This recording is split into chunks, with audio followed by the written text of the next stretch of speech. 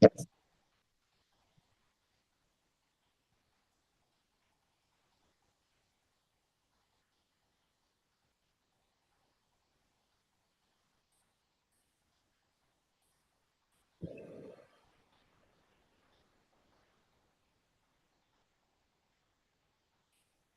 my listeners. Welcome to another episode, or rather, another preview episode of the Let's Be Real podcast. Today, we're going to be previewing the game against Espanyol, actually high flying Espanyol, as the title says. And to do that, with me today is Kanish. And, before we get to Kanish, let me just give a recap. It's like match day 5 into the season right now. And we've had literally 5 games, 5 victories, and then we've had an additional game in the UCL, albeit a very tricky one, with the whole having to go down and then come back and then, having to score 2 pens, getting a red card. And there's nothing short of controversies here and there, like we also had the story last weekend of Real Madrid compiling, data and everything to send to FIFA, telling them about what, constituted a red card or not, especially like that. The Dean Howson one was, the lights that just sparked everything up. So yeah, it's been quite eventful. Yeah, and how's it been so far in the season? 5 games in the league, one in the UCL. All victories and of course controversies as well. Hello, viewers. How are you all? I think it was an interesting watch midweek. I think we made it a much tougher match than honestly it should have been. I think it was the best 45 minutes, and I think a lot of people will unanimously agree with me on this. And it was the best 45 minutes, first 45 minutes that we've seen Real Madrid play in a very, very long time. So I think the tactics which Xabi Alonso is trying to inculcate into the team, I think it's working. It's taking its time. I think it's one of those medicines, which is showing its effects gradually, slowly. However, I think a lot of talking points in the match there, especially with the penalty, and then Trent getting injured, and then Carvajal getting the red card. So I think the next few UCL games, I think Fede Valverde has to slot back into the right back position because we don't have Lucas Vasquez anymore. But yeah, I think coming to Espanyol, I don't think anyone would have thought that coming into match day 5, they're going to be number 3 on the table, level on points with Barcelona. I think they won one team from the Catalonia region, which honestly has not hurt Real Madrid in a way for us to take them very, very seriously or as a threat. But yeah, definitely as they're playing right now, as you very rightly said, high flying. They're undefeated at home. And I think that is not something you expect basically Espanyol to be where they are right now. I think the system of 4-4-1-1 pretty unique. Not a lot of teams in La Liga play with that system. I think they like to send deep. They like to hit teams on the counter. And I think just it's one of those teams every year, which I think was Girona a couple of seasons back, if I'm not wrong. Just being one of those boogie teams, which basically could win any match on any given day. So I think a lot of squad rotations coming in. I feel after the midweek clash, because we didn't see Vinny start in that match. We saw Mastroianni start. I think Rodrigo did a fine job on the left wing. I think he was very good, proving that left wing is his main position. So I think there will definitely be some changes. I was hearing Xabi Alonso talk that it's a marathon, it's not a race. So I do foresee some squad changes happening here and there, especially with Trent injured now. I think for a good 6 to 8 weeks, if I'm not wrong, about a couple of months. So that is going to put a lot of workload on Danny Carvajal, especially also because he's not going to play the next 3 Champions League fixtures. So I think lots for Xabi Alonso to think, and I think Dean Huijsen for us in this match because he got that red card against Real Sociedad last week. So I think it's going to be interesting to see who's entering in the centre back position. I think Raul Asensio came on as a substitute the game against Marseille, and he was very decent. So I don't think why not just maybe give him a run of games. And Camavinga's back, Jude's back. So I think some players also definitely returning now for Real Madrid. So I think it should be a good 2-1, 3-2 kind of a victory against Espanyol. I do foresee them scoring. But yeah, let's see. Gonna be interesting. Yeah, you actually mentioned you look forward to see them scoring, and you also talk about the whole squad changes. So let's start from Espanyol. So we know that the striker Peremi actually got suspended in the last game, so he's going to miss the game against us. Of course, Kike Garcia is He's going the back, but highest let's scorer, you know? exactly he Three scored goals so three far. goals in four games. That's not a bad return. Like as you mentioned, like they're literally high flying. But then on our side as well, like it's really important to highlight what it looks like right now. With the fact that we have Trent Alexander-Arnold injured, Fred and Mendy injured, Dean Howson suspended, Tony Rudiger also injured. So then you look at the back line and, you feel like that depth, that pretended, to be there somehow, actually now it's totally been eviscerated, in defense. And you have to go back, to playing Yeah. Chouameni as a center back, or like, as you mentioned, Asensio, bring them back, Asensio in, or, we have to go to most likely Fede Valverde in certain games, because like Carvalho also, let's not forget, is coming from a long-term injury as well. And he's also suspended in UCL games. So like, like we're back to certain points that we were last year, especially defensively. But on the other side of the coin as well, we have to, look forward and be optimistic. Like Alonso's talked about Camavinga, he's talked about Jude Bellingham, so these are players that could, make a very significant impact, especially we know Yeah. what Jude has been, like with the Ballon d'Or formative, which is starting his Real Madrid career. We know the impact that Camavinga has had at certain points, during our glorious days as well. So I think these are players that, like could actually could enhance the team, but of course, like the deficiencies are still there. But then again, we saw Rodrigo in, Vinicius on the bench, the fantastic form of Kylian Mbappe. So I think there are some things that like we have to see here. But like we know that one thing is obvious now for sure: this team belongs to Kylian Mbappe and Kylian Mbappe alone. Like the whole sharing of a throne with Vinicius Junior is nothing but a lie. Like we've seen now that what Alonso thinks of the hierarchy of this players. Like I mean, either rightful or wrongfully, this is what he has decided, and this is what he wants to continue in. But I do Yeah. agree with you, like like certain instances, like we played, a very good, at least compared to what we've done so far in 5 games. Like we played very well in certain instances, but then again, this is a thing like we keep shooting ourselves in the foot. Like the red card for, in my opinion, for Danny Carvalho was totally unnecessary and uncalled for, especially when you're a Yeah. captain of a team. It was just so evident with the referee's reaction itself. It was as if he was feeling bad to give Danny Carvalho a red card. 400 games in his career, it's only his second red card, if I remember correctly what I heard. So it just goes on to show what a disciplined player he is. But yeah, I think, it's part and parcel of a season. I feel, there will be times where certain decisions will just happen. And of course, 100% deserved red card. And even I'd go as far as say that against Marseille, it was not a pen. The second one, which Mbappe scored, it was no way a pen. I mean, if this was given against us, we would be making a big hue and cry. So let's be fair there.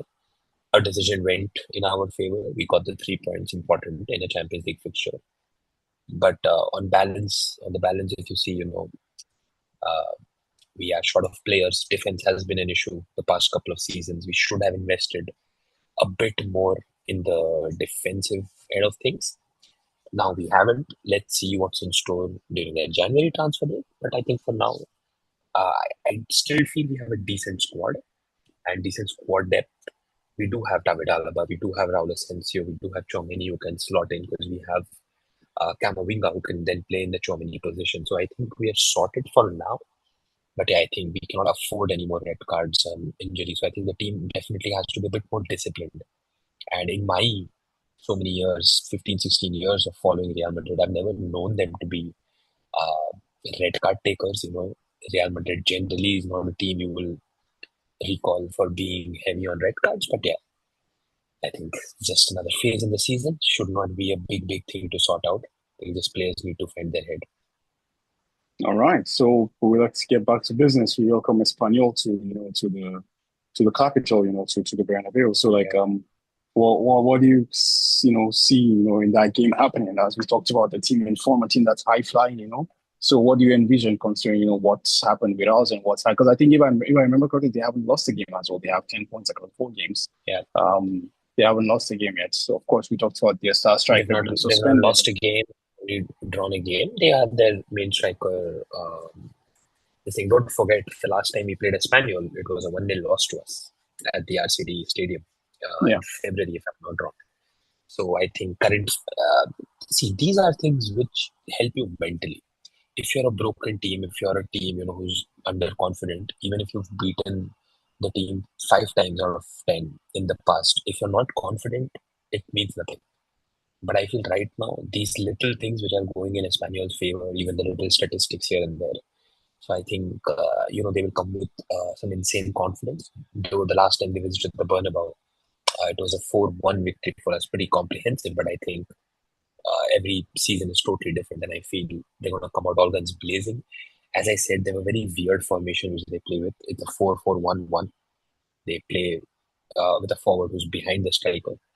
And yeah, their top scorer is also not playing. So I think Kike Garcia has to step in. But I don't feel, Garcia, no matter how well Espanyol is playing at the moment, that they can probably cause an upset. If I can go ahead, with all due respect to Espanyol, if they beat Real Madrid, it is an upset.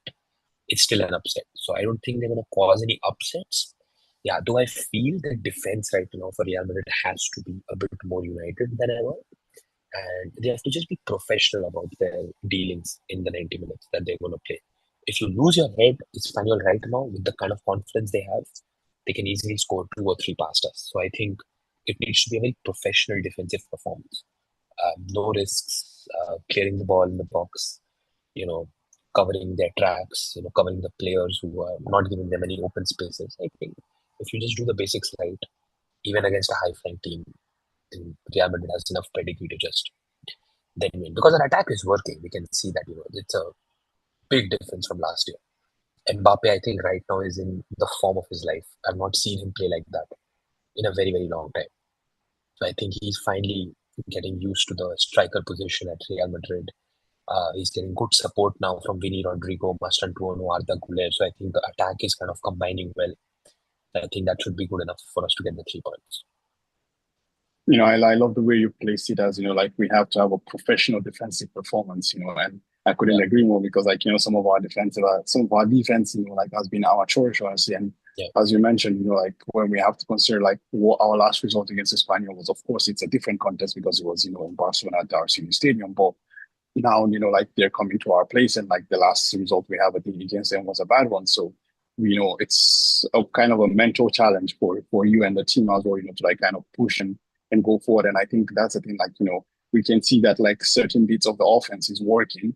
We just need also that defensive, cohesion to actually, help with that and also build into like, a complete team effort, complete team performance, more or less. So I do agree with that. And I agree that, like Kylian Mbappe hasn't, at least we haven't seen him in this, in this form throughout his short Real Madrid career, we can even argue that, like it's. I think, I think the issue last year in the beginning of the season when he was not getting the goals was match fitness. He did not have a good preseason. And then we just suddenly put him in another league with that expectation of being the franchise signing, the biggest signing after Cristiano Ronaldo. Of course, there will be pressure. And he took his time last year to, get started, go from first gear to second gear to third gear. I think this season he's just started on fourth gear. You can see that hunger in him. You can see that pace. I mean, the goal he scored against Real Sociedad, I mean, it was brilliant. The way, he just placed the ball into the net, the speed at which he reacted. So, you see that in a player and you can sense that that player is insanely confident right now of himself. Arda Güler, even Vinicius, they're slowly warming up. They're going from second to third gear. So I think attacking wise, I'm not concerned at all.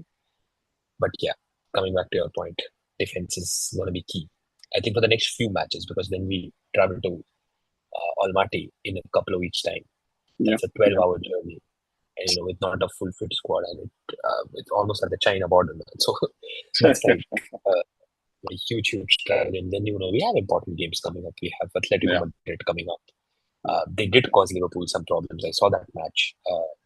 Liverpool just right now are on another level. The kind of football that they're playing. But they did cause them some issues. They had to dig very deep to find the winner after the 85th minute. Yeah. And then we have the Classico and everything coming up. So I think the next few weeks are very crucial kind of sets the tone before the winter break, and then we go all guns blazing for the title charge. I couldn't agree more. I definitely believe that, because, we also have two international breaks. So we have one coming up in October and one coming up in November as well. So I think, if I'm not wrong, I think we play Villarreal, we play Atletico Madrid, we play, who else do we play in that period? I think we play Kairat Almaty as well. We play like those games across before the October international break, and then we come back and then, we continue. So I do believe that, we have Espanyol, we have Levante, then we have Atletico next weekend. Okay. So, and then we have Kairat Almaty the week after that. And then we have Villarreal, which is always tough. Yep. Sure. Then we have the first international break. Exactly. And so that's why, Yeah. Yeah. After that, also, we have Barcelona and Juventus in the second period in October. And then we have Liverpool on 5th November. So that's going to be huge. Exactly. So that's the thing. We look at these two breaks as kind of like 2 points, more or less, to assess. Yeah. So I think when we get to the October break, if we can see maintain a semblance of this, of this. I mean, it's not. Let's not say it's really we know we're gonna deceive ourselves if we say it's playing really well right now. No, but the point is they're grinding out results. They're slowly building. You can see a certain element of progress. Especially when it comes from the pressing. We have a bit of a more coordinated press. Of course, it's still work in progress. It's not the Barcelona's press or the Liverpool on the Jurgen Klopp and stuff like that. But we are getting there slowly. We can see improvements across the points, and I think that's going to be a good point. And I think the real measurement of the season is going to be across that span that's between the October and the November winter break, because you play Liverpool. Yeah. You're going to play Barcelona as well, and then there's Juventus in between. Of course, Juventus is not like the Juventus of past, but still, you still have the what's it called, you still have to deal with Juventus as well. Exactly. I've seen the past couple of games against Dortmund and Inter Milan. It's just go ahead, man. I mean, Juventus right now, they're also a lot of their players are hitting form at the right time. Kenan Yildiz and that bunch of players. So I mean, insane, man. Did you see that game against Dortmund? It's insane. I mean, Champions League is back, man. Truly, truly back. I mean, match day one I think this is the best match day one I've seen in a long time. Banger goals and 4-all results and stuff like that. So you don't see that generally on match day one. And I think I'm kind of liking the new format as well. I'll just say that on record. So more matches, more top level matches. But yeah, I think it's kind of a season within a season for us now, before the winter break and the January transfer window. There's, I think, 2 seasons within seasons. So if we are able to capitalize momentum well, I don't see why we are not winning the title this year.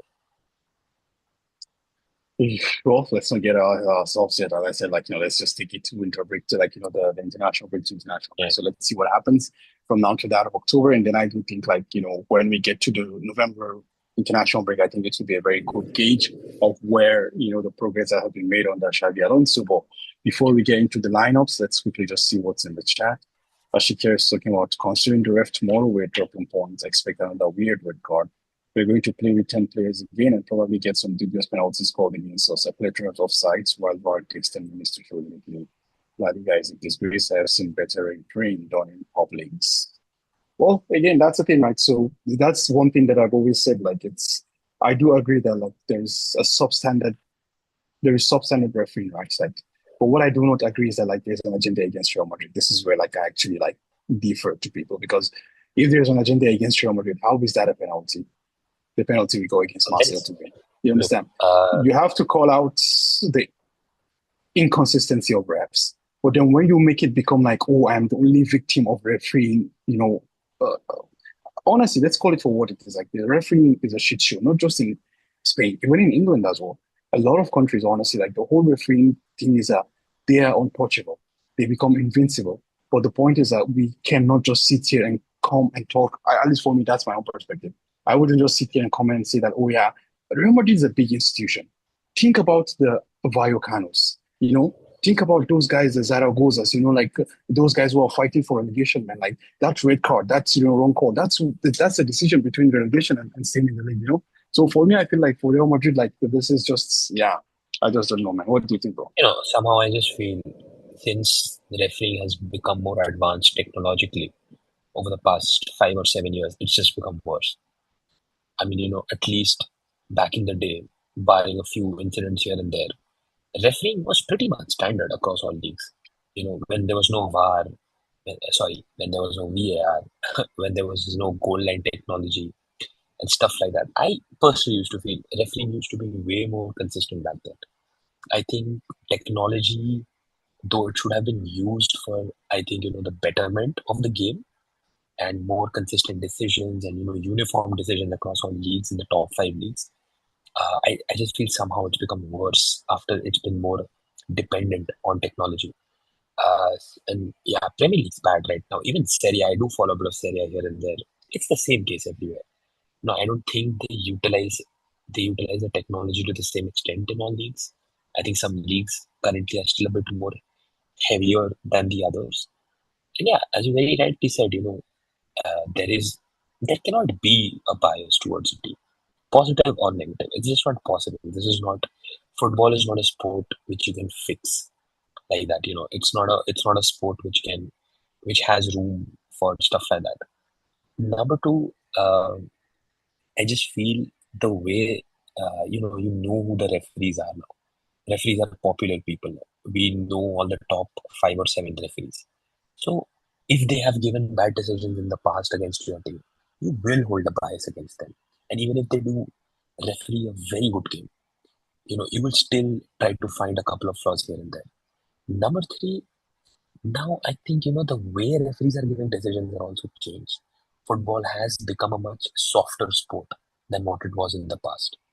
I think the referee in the Marseille game put it very correctly that what Carvajal was trying to do, he was not trying to headbutt the player. The goalkeeper was at least 3 or 4 inches taller than him. Carvajal was the shortest person on the pitch. If you see that video correctly, he just tried to lean in and maybe just give him a nod. So now, if you see it from the lens of a headbutt, this incident and Zidane's headbutt in the 2006 final comes under the same letter of the law. But is it the same spirit? That is something we have to ask ourselves. Maybe, yeah, legally, both was a headbutt. A headbutt, you cannot approach a player like that, is a red card offense. But you see the spirit behind that.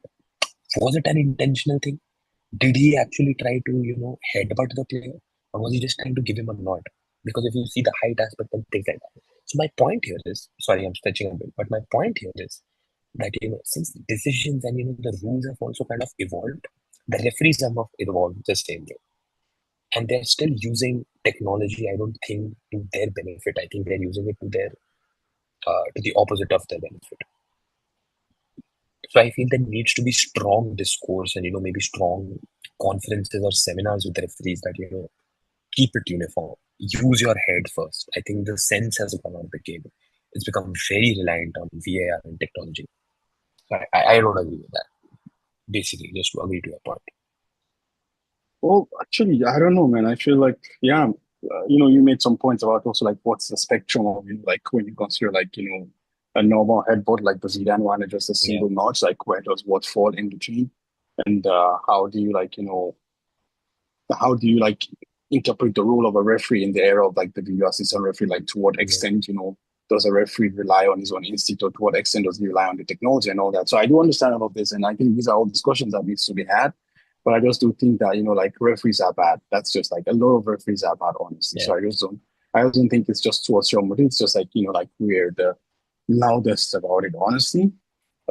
Even Barcelona has some horrible decisions that go against them. And Barcelona has some very lucky decisions that they get from time to time. So, I mean, you cannot see it from that aspect. Like a handball is a penalty, right? In the letter of the law, you cannot handle the ball inside the box. But yeah, if your hand is away from your body, it's a clear pen. But then what if your hand is stuck to your body, but one part is away? So there are many, many, many technicalities here. I think we should focus on. So either you keep it uniform. If it touches your hand in any form, it's a penalty. Everyone goes happy. But then you cannot there cannot be a room for a grey discussion. It has to be black or white, is what I'm trying to say. Yeah, I agree with you, man. I agree with you. Well, anyways, like enough discussions on the ref. Let's move towards the lineup for the game Yeah. tomorrow. So, what are your envision? I know like Thibaut is in goal, so like we What do have you no think doubt this about time? that. Why don't you go first with the lineups this time? Um, I think Thibaut is in goal, but Hmm. I think Thibaut is in goal. I think most likely I would like we're gonna see Danny Carvalho because like I mean Trent is out and he's suspended for the Champions League game. So like that we're gonna see Danny Carvalho. On the other side it's gonna be Alvaro Carreras. Uh and I do think now I'm not exactly sure what the defensive partnership looks like, but I do think it's gonna be like Militao and Asensio. But I'm also like a bit lingering towards Militao and Chouameni as well. A little bit, but I'm not exactly sure what that is. But let's just for now, let's just for the sake of it, keep Asensio, in my opinion. And then the midfield, I envision, similar to what's been happening, like, Chouameni, Arthur, Fede Valverde, that three. So I see like both Bellingham and Camavinga having an impact or rather featuring in the game somewhat later, but not from the start. And I think up top, like Vini comes back to replace Rodrigo in the starting lineup. And I think Mastantuan also gives his place and Kylian Mbappe up top. Well, for me, I agree with that lineup. What changes is that I feel Chouameni starts in defense and Xavi slots in Camavinga as the CDM. And I feel he's going to start Brahim over Mastantuono. Okay. Though I feel Mastantuono deserves to start, no doubt about it. He's been brilliant. But I just feel, Espanyol can be the kind of game where Mastantuono maybe is a bit too fast for the game. So you maybe need that Brahim kind of a build up and that Brahim kind of a vision and stuff like that. So maybe that and yeah, Vinny and Mbappe start. And he don't want to see Gonzalo Garcia feature more, man. He don't want to see him feature more. Um, but yeah, of course you cannot bench Mbappe, so that's not even a conversation. Yeah, that's a problem. But I think you can see we can see more of him, not even maybe not through the middle, or actually even why not as a double striker, like alongside Kylian Mbappe as well. I think that's also things that hopefully, like as time goes on, Xabi Alonso would explore as well. Well, let's see, man. That's going to be quite interesting. So, like, what do you anticipate for predictions? What do you see score? 3-1 to Real Madrid. 3-1 to Real Madrid, no clean sheet. I'll counter that by saying 3-0 to Real Madrid with the clean sheet. Just because Mallorca isn't good goal scoring form, I feel they're gonna probably pull one back. Yeah, Sorry, Espanyol, Espanyol. not Mallorca. Okay, Apologies. Espanyol. Yeah, I do think so, though. I think Espanyol is going to give a bit of trouble, but I just think, with Roger Mia out, I think, like, Kike Garcia, like, of course, seasoned veteran with a lot of experience, but I do think maybe, he might not Yeah. be able to, carry that goal scoring threat that, they previously had. But let's see, like, it's a game that we never can tell, but I do think, like, I'm expecting Real Madrid to, to kind of keep a clean sheet there. Sure. Let's see. All right. So I think with that, we can slowly wrap up. But unless you have any other comments, Ganesh, do you have anything to add? I'm good. All right. So with that, like we can call it a day and slowly wrap things up. But first and foremost, let's give a shout out to the sponsors, Talksport. You can check out the links down below, and also just don't forget to like and subscribe to the channel. Those who are listening on audio as well, don't forget to just check us out sometime on YouTube as well, where you can find everything on Spotify, Apple Podcasts, Google Podcasts, and everything. So even if you're listening on audio, just drop a comment, positive, negative. Just engage us. Let's keep the discussion going. As you can see, like we're always engaging with like Ashik in the chat. Trying to understand how we can create a two-way conversation, and that's what makes this interesting, honestly. But anyways, without further ado, we sign up by saying Hala Madrid. Hala Madrid.